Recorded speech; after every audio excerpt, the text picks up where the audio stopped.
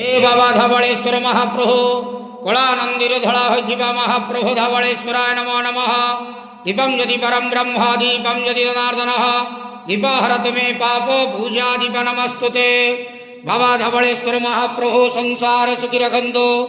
आज महाशिवरात्रि जागर उपवास शुभ बुधवार रे समस्त श्रद्धालु भक्त मानक आश्रीपद करंतु मनस्कामना पूर्ण करंतु कर्म क्षेत्रोन्नति करंतु ग्रहरिष्टमान खंडन करंतु जगतर मंगल करंतु विश्वर कल्याण करंतु समस्त गुआवसा भक्त मानकर मनस्कामना पूर्ण करंतु सेवक डाक श्रवण करंतु आपणकर नाम विख्यात करंतु समस्त जागर उपवास व्रतधारी मानकर मनस्कामना पूर्ण करंतु।